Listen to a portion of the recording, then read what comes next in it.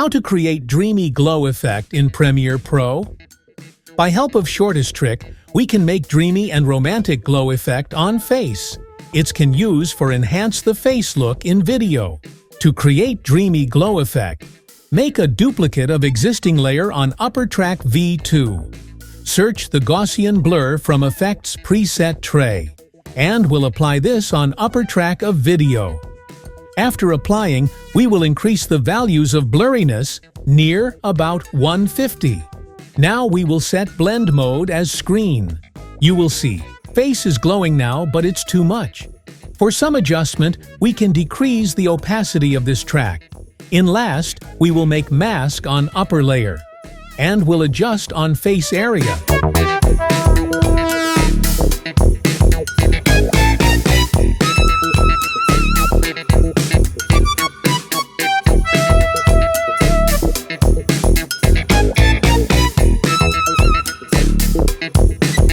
For creating soft edges and blending to video with lower track, we will increase the mask feather. Our face look is glowing now. Hope this video will be helpful for you. Thanks for watching.